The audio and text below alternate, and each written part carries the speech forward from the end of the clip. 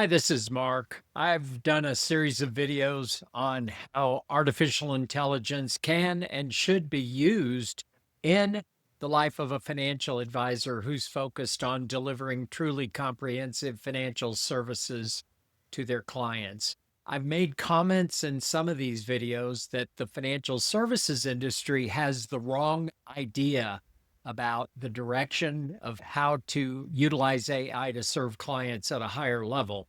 I am convinced they're on the wrong track because I have friends. I have friends who are multimillionaires who complain about their financial advisors. I am regularly pointing people in the right direction of an advisor who's a cut above, an advisor who really understands how to connect with clients and deliver on the things that matter most to the clients.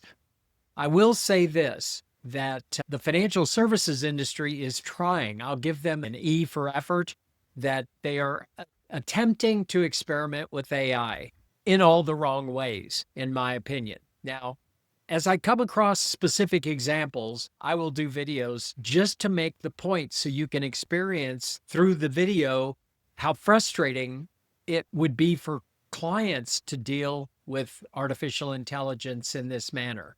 But as it so happens, as a potential ideal client myself for another type of service professional, I'm going to give you an example of something that I experienced just this last weekend that is not perfectly correlated with a trusted advisor coordinating all the financial affairs for individuals and families, delivering truly comprehensive financial services.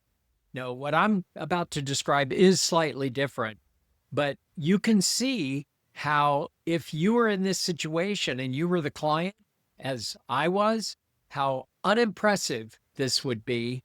And the punchline to the story is this is precisely how our beloved financial services industry is attempting to deploy artificial intelligence.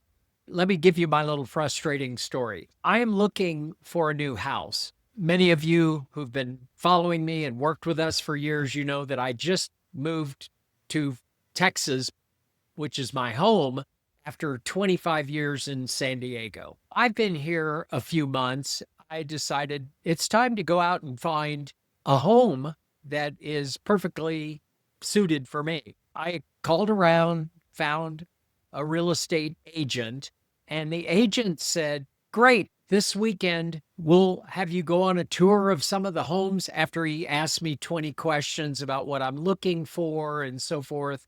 He said, "I've got them lined up. I've got 6 houses for you to tour this weekend." When Friday rolled around and I contacted him and said, "Great, when and where are we meeting?" I figured he would come by the house and pick me up. That's my experience looking at houses. Oh, no, he said, "I've got them all lined up one after another. They're self-tours.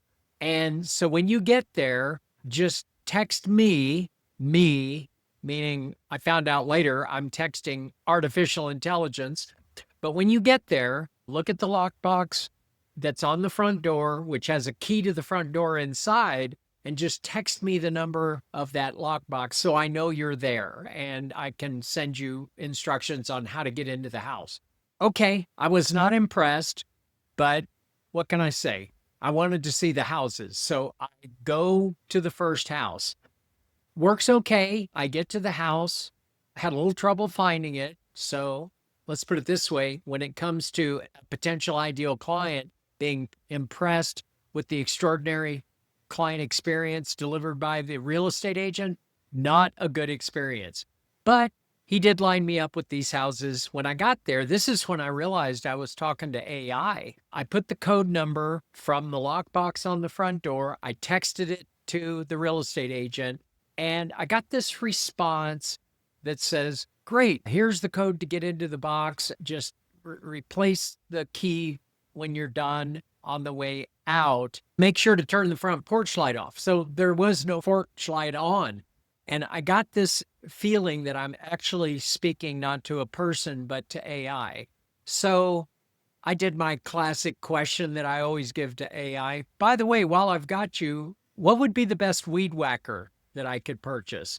And it started to give me a response. So I confirmed I'm not speaking to a human. I'm speaking to AI. But I go in, I look at the house, no problem. All right, on to the next house. Finally, I got to house number 4. And when I went up to the door and I started to text him the code number off the lockbox, it was faded due to sunlight. There literally was no number. Okay. So there was a phone number to call, as I had contact information on this realtor. So I called him and I got a message saying the offices are closed, but to text whatever the issue is to this other new phone number and they'd give me help. So I texted to the new phone number. I'm at the house. The number on the lockbox is faded out due to sunlight, and I'm trying to figure out how to get in. To which AI again, it says, oh, you'll have to book a time to see that house. Please go online and find a time.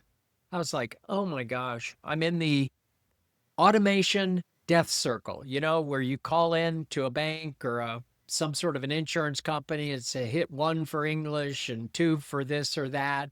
And then when you get to number 4, you're trying to get to a person and you're hitting 0, you're doing everything because what you want is not an option on the phone tree. I'm in this situation with the realtor. I explained to the AI, the number is faded.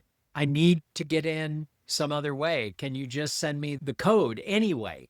Because I gave the address and it said, no, you have to book a time. So I went to the website for the same property.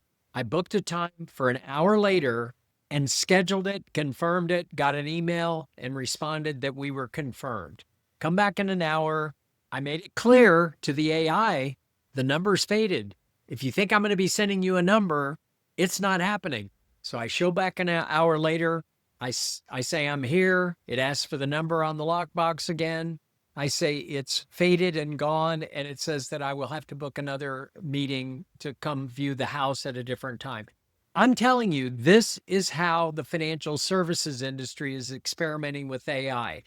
They think they can impose AI onto clients, and it'll be so much better for the client. You'll have a natural reaction from a human sounding something, and the client will be able to get 24/7 access to service, and it'll be perfect.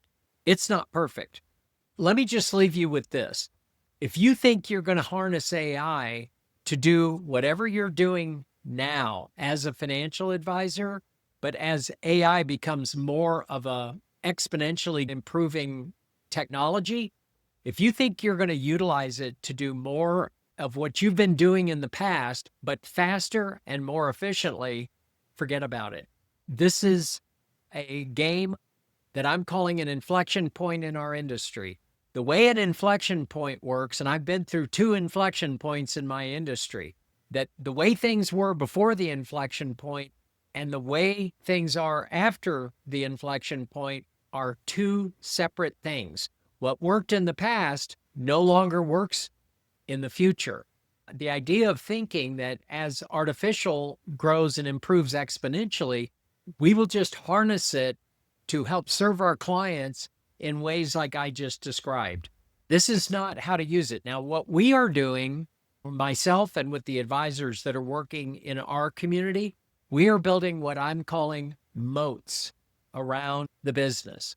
That me as a financial advisor and you, if you care to join us, need to consider yourself to be a castle. It needs to be protected.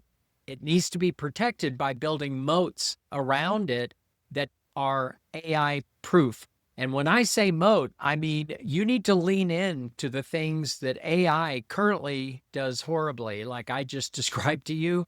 It's the human interaction, the idea that you tell clients that when you deal with our firm, you're going to be dealing with a human.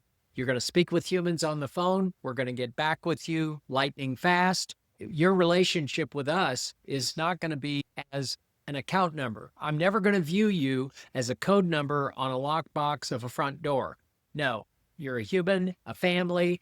We're going to perfectly align your financial affairs with everything that you've shared with me that are your objectives. We're going to help you make smarter choices with your money, and we promise you'll always be on track to your goals with no financial surprises along the way. Yes, we have ground rules around everything that we pledge, but what I'm talking about is doing and saying things that will create a moat around your business that will AI proof your business. As I keep saying, we don't have very long on this. I was late to the game. It was just last November that I started really investigating AI and seeing what it is and how it works and all of that.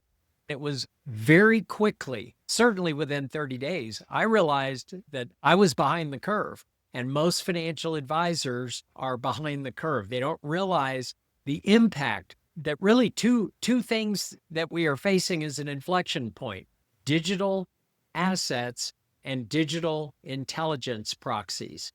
When I say digital intelligence proxies, I'm not just talking about artificial intelligence. I'm talking about smart automation. When I say smart, I mean with quotes around it, because the way automation works right now, we have a small window of time where clients are annoyed and frustrated when they get caught in the automation loop with AI and with any automation technology.